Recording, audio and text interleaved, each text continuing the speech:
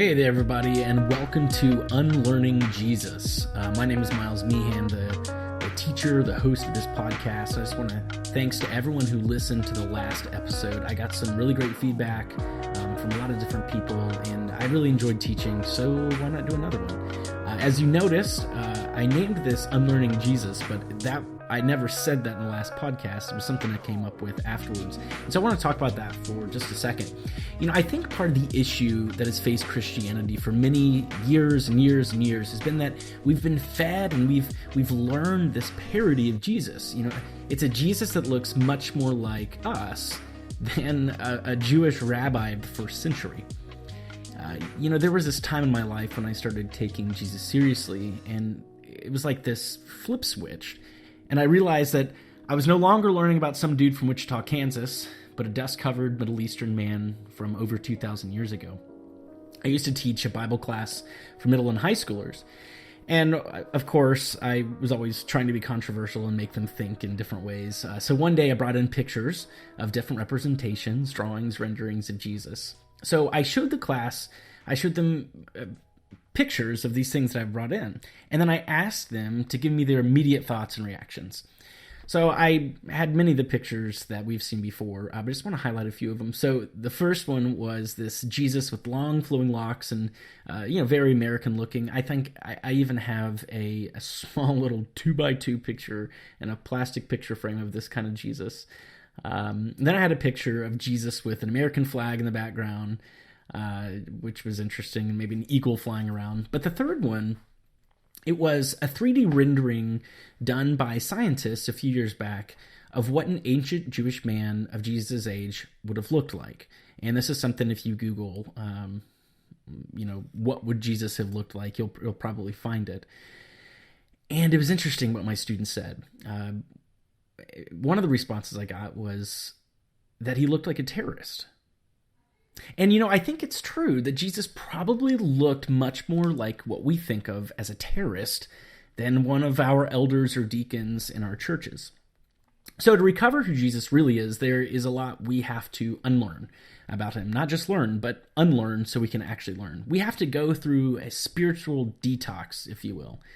We're reading from a book that was written thousands of years ago, which uses words and phrases and concepts that are very foreign to us. Their way of life, behaving, socializing, marrying, and living their lives and everything else was radically different than America in 2020. So for us to open up the Bible and expect to get the full picture of who Jesus was is naive at best. I'm not saying that you can't get anything from it by just opening up and not knowing any of the history. But we miss out on a lot without diving deeper. So I hope that I can help you dive a little bit deeper to understand the context and to make this whole story of Jesus blossom into something different than you have ever seen before. Now, I want to highlight a couple books that have really inspired me and I have used a lot for the research for this podcast. It's just a couple of them. The first one is The Last Week by Marcus Borg and John Dominic Crossan. Again, it's called The Last Week, and it says it's what the Gospels really teach about Jesus' final days in Jerusalem. It's fascinating. It gets into a lot of the history I'm getting into. I've used it as a lot of sourcing and citing for what I've talked about. And the other one, a little bit more accessible, not as research-based, not to say it's not good in terms of its sources, but it's Walking in the Dust of Rabbi Jesus and also Sitting at the Feet of Rabbi Jesus. This is by Lois Stverberg and Anne Spangler. They're great. It's basically how the Jewish words of Jesus can change your life and the customs and stuff and relating those two things together. Because we have to remember Jesus was Jewish. He was not American. He was Jewish, and he was a participant, and he was a good Jew. He participated. He did all the things that all good Jews at the time were doing. So if we miss that, we miss a lot of who Jesus was. So in this teaching today, we're going to continue to look at the crowds surrounding Jesus around the time of Easter. Last episode, we looked at the crowd surrounding Pilate's triumphant entry versus Jesus' triumphant entry and the implications of each. And I hope each of you all had a chance to think about when you look in the mirror, whose image do you see? And so we're gonna continue looking at that. To start, again, one of our barriers to understanding the depth of Scripture is that we are reading a translation of either Hebrew or Greek. So can't talk. Most or much of the New Testament, 99% is Greek. And then, of course, the Old Testament is going to be in Hebrew. Those are not English. The languages are very different. So translating from languages where each word is rich in imagery, like in Greek and Hebrew, to English, which is relatively void of rich imagery, it keeps us from seeing and understanding other things that are being said underneath the words. Whereas one word in Hebrew might give three different pictures or one big, beautiful picture, the problem is the translators have to choose one of our words in English to define that picture that the author was trying to paint for the readers. That's not easy to do, therefore we miss out on a lot. Commonly in Scripture, certain words are used that would have made sense to a native audience that just doesn't make sense to us, then we can't capture. So I'm going to say one word. The word is yada, and this is commonly used to know. And so in Genesis, we see that Adam knew his wife Eve. Adam yada his wife Eve. Now, obviously, in the context of that verse, we know that knew means much more than Adam knew his wife in the same way we're thinking about it. Not just like, oh, they were acquainted with each other. Hey, Adam. Hey, Eve. Hi. No, they were married, right? So yada is this complete picture of not just to know somebody, but you know them, right? They obviously knew each other sexually and intimately. They knew how the other person thought. And think of a good marriage. If you're married or you have a significant other, or maybe it's a friend even, you know how they think. You know what they're about to say before they say it. You know how they see the world. You know what they think about certain things. Then, of course, there's the intimacy part of it as well. One of the examples I like to use when talking about words is from the movie Avatar. I love that movie Avatar, not The Last Airbender. I didn't get into that, but Avatar with the James Cameron film. So in this film, the Na'vi, I hope I'm saying this right, correct me if I'm saying all these different names wrong, but the Na'vi people, which are the people, the I don't want to say foreign people, but the big blue tall people, the Na'vi, they're are on this beautiful planet, of course, and I won't get into it's kind of a deep story, but anyway, at the end of it, the human who falls in love, his name is Jake. They fall in love. The Na'vi's name is Neytiri. And Neytiri, right as he is starting to die, Neytiri looks at him and says, "I see you," which is a traditional Na'vi greeting. But the audience knows that means more. The "I see you" means way more than just, oh, I'm watching you die right now. I see you means I love you. I see you means, just despite your weakness, I see you and I love you and I see what you're going through. I see how you think. So it's the same sort of thing. And I actually love that. I think I love you oftentimes becomes rote and repetitive. And so maybe tell your loved one, I see you. So that's a beautiful picture. But the name, or the word or name we're actually going to look at today, because this is going to be released on Friday, so appropriately, is we're going to look at the name Barabbas. All right? Barabbas, kind of an obscure figure in this Easter story. But I think once we unpack the word Barabbas and kind of dust off some of the things and get deeper into the language, we're going to get to know Barabbas in a different way and see what that little story in the few verses where Barabbas is mentioned has implications for your life and for the life of Jesus, of course. Obviously, I've skipped way ahead. We started on Palm Sunday. We're jumping to Good Friday. So needless to say, a lot has happened. Jesus cleansed the temple. He told a lot of parables. He talked about the future. He was anointed. Judas betrayed Jesus. Jesus and the disciples had their Passover meal. Jesus prayed in Gethsemane. He was arrested, betrayed, denied, and then brought before Pilate. And as a current law student, I have found it really interesting to read about the arrest, interrogation, arraignment, and trial of Jesus. So let's begin there. So after Jesus is arrested, he's brought before Pilate, the governor of Judea, currently residing in Jerusalem during Passover. As we talked about in the last episode, Pilate and more soldiers would have come into Jerusalem because of situations like this: a political and religious dissident stirring up trouble amongst the people. But to fully understand this trial of Jesus, it's important to understand the politics and authority dynamics going on at the time, or we miss things. Now, a policy of Rome, as you might have learned in high school, was to place local administration under the rule of local elites. So, in the time of Jesus, Rome gave power to the temple and its authorities, the Jewish temple and the Jewish authorities. Now, because of this, the religious leaders of the time were not only spiritually powerful, but politically powerful. Not only do they have access to God at the temple, but they had this access to the governmental rule of the time, which was Rome. And of course, with great power comes great responsibility. Shout out Spider-Man. So the high priest and temple authorities had an incredibly difficult balancing act to perform. They were to make both Rome happy in all the right ways, but also they had to maintain their devotion to God, which of course can be inherently difficult, right? How do I please the government and also please God when a lot of times those goals are very different? Now, the Jewish people in general were skeptical of Rome at best.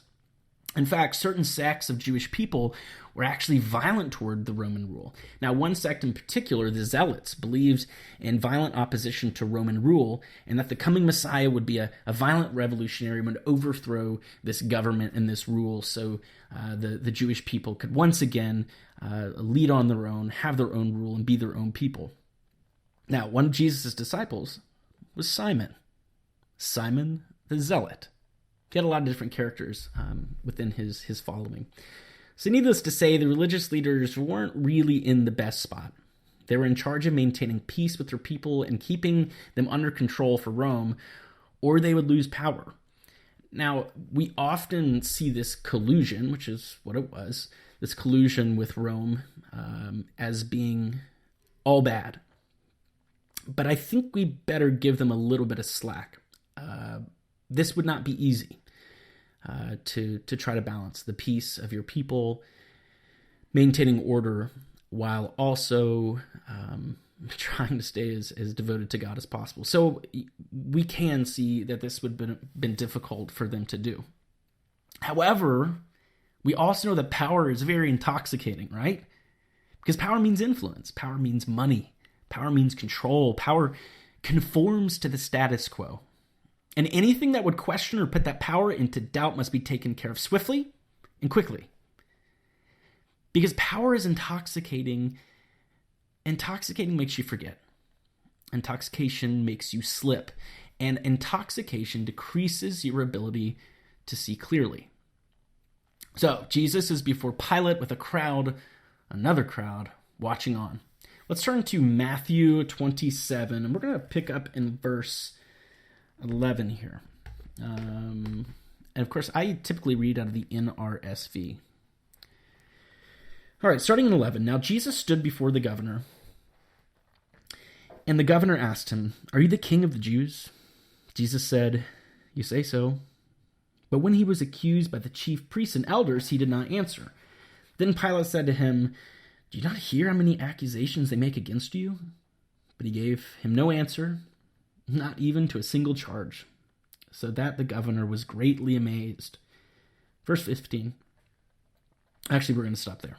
So Jesus says nothing. He doesn't explain anything to him. He doesn't use any of his power to get himself out of the situation. So the most powerful person in the world uses no power in the face of his own death. Now, according to Scripture, there was a tradition observed during Passover called the Passover pardon.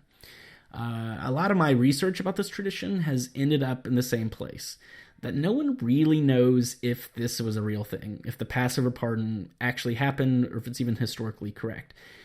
Now, it could have been, or this story could have been a literary device used by the authors of the gospel to tell us something. Again, we must remember that what we are reading is from 2,000 years ago, and These gospels are not contemporaneous accounts of the events.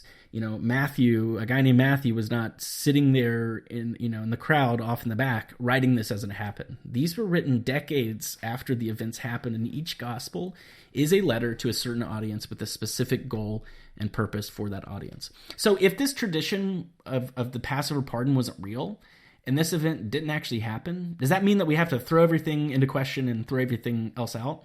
Of course not. Of course not. The writer had a reason to tell this story, and regardless of whether this Passover pardon was a real thing, the writer is using this concept and this framework to tell the reader about something really important. Okay, let's pick back up. Verse 15. Now at the festival, the governor was accustomed to release a prisoner for the crowd, which is what we were talking about, the Passover pardon. Anyone whom they wanted. At the time, they had a notorious prisoner called Jesus Barabbas. So after they gathered, Pilate said to them, "Whom do you want me to release to you? Jesus Barabbas or Jesus who is called the Messiah?" Jesus Barabbas. Jesus Bar Abbas.